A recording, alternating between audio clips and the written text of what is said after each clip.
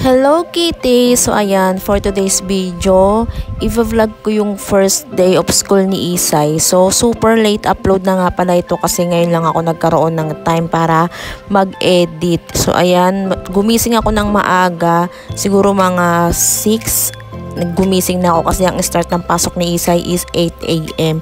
So ayan, nagplansya na ako ng uniform niya. Tapos si Isay tulog pa. Medyo kinakabahan nga rin ako kasi first day of school ni Isay, baka mag-tantrum siya or hindi siya magpaiwan or kung ano man yung mangyari. Kaya ayun, nagpe-pray ako sana maging okay si Isay sa school at sana mag-behave siya at saka mag-very good siya sa teacher niya, pati sa mga classmate niya.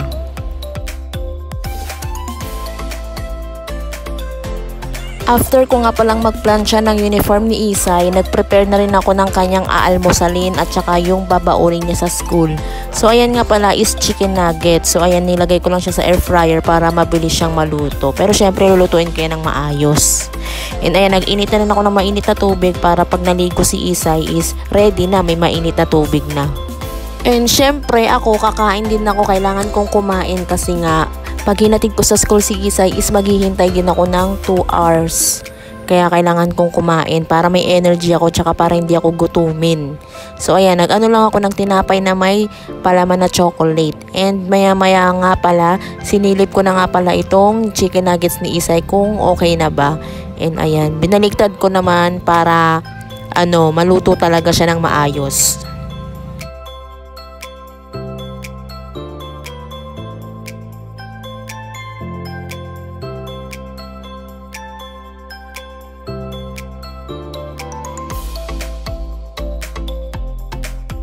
After ko nga palang gawin lahat ng gagawin ko, ginising ko na nga pala si Isay. And ayan, buti na lang medyo good mood siya and hindi siya nagtatantrums. Pero nung una, ayaw niya pang magpagising. Kasi nga naistorbo yung tulog niya kasi first time niya nga lang naman na ganito yung oras na gigisingin ko siya ng maaga. So ayan, hinayaan ko muna siya. Baka sakaling maging okay. And ayan, gusto daw niya si Paw Patrol kaya kinuha niya yung bag niya. So ayan, inaano-ano ko muna siya. Nilalaro-laro para lang maging okay, hindi siya topakin. Tapos maya-maya pinaabot niya sa akin si Tiger. Naku anak, hindi pwede si Tiger sa school kasi bawal. Papagalitan tayo ng teacher mo.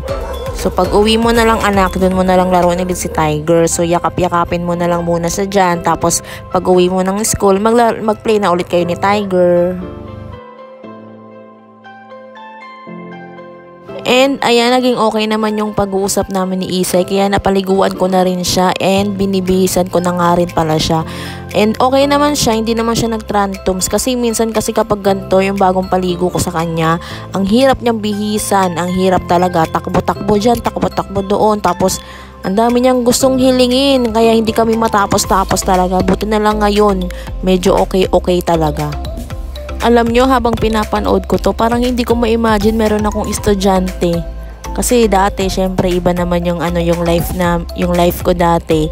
Parang naninibago lang ako. Pero syempre, andyan na, kailangan na natin panindigan na may anak na tayo, na may mag-aaral na, may aasikasuhin na talaga tayo araw-araw. Kailangan gumising ng maaga and syempre, kailangan natin silang pagsilbihan.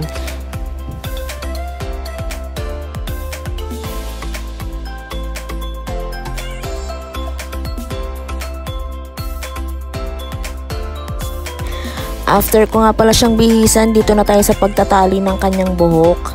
Ayan, sinusuklayan ko pa nga lang siya pero naiirita na siya. Ganyan siya kasi ayaw niyang paggalaw yung buhok niya. Lagi kami nagtatalo din sa pagtatali ng buhok niya. Kaya tuwing papasok si Isay, ayan, nakalugay lang siya tapos naka-headband. Minsan may tali. Yung isahang tali lang siya, hindi talaga yung talagang effort. Kasi ayaw niya talagang ipagalaw yung buhok niya, nagagalit siya. Pero may times naman na okay siya, nasa good mood siya.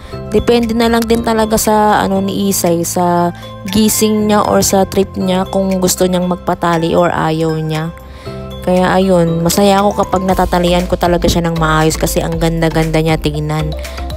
And ayan, wag yun na nga palang pansinin yung itsura ko dyan kasi talagang pagod ako niyan. Kasi syempre ang aga kong magising, tapos late na ako natulog at ang dami ko pang ginawa. Sabi nga nila okay lang na hindi ka maayos sa sarili mo, losyang ka, pero at least yung anak mo naaayusan mo ng maayos at saka naaasikaso mo sila ng maayos. And ayan, nire-ready ko na nga pala yung baon ni Isay, nilalagay ko na sa kanyang lagayan. And that time, kumakain na si Isay niyan habang prepare ko yung pagkain niya na babaunin.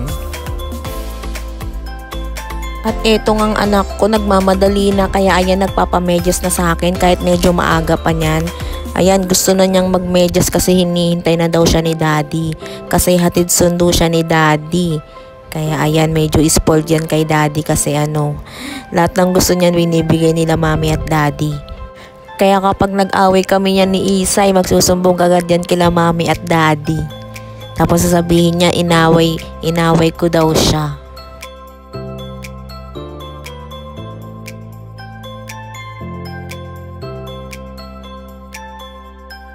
And ayan na, finish na and excited na siyang pumasok sa school.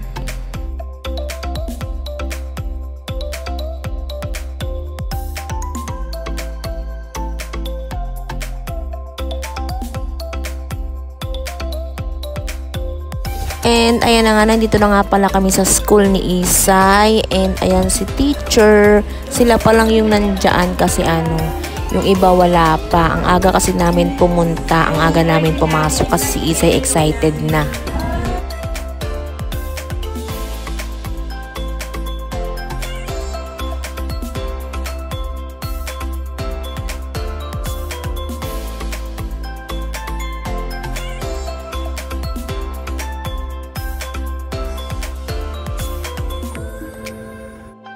In fairness naman sa anak ko, ayan, very good naman siya sa teacher niya. Nagpaiwan na rin siya and hindi siya umiyak nung lumabas na ako ng kanyang classroom.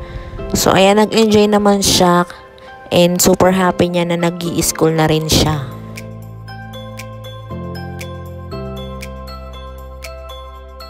And ayan, sininip ko nga siya sa loob kung anong ginagawa niya kasi baka mamaya nang aaway siya or what. Kaso ayun, nakita ko kumakain na siya, nagre-recess na siya pero hindi pa nila recess, siguro nagutom agad siya. Pero kumain siya sa bahay bago kami umalis niyan.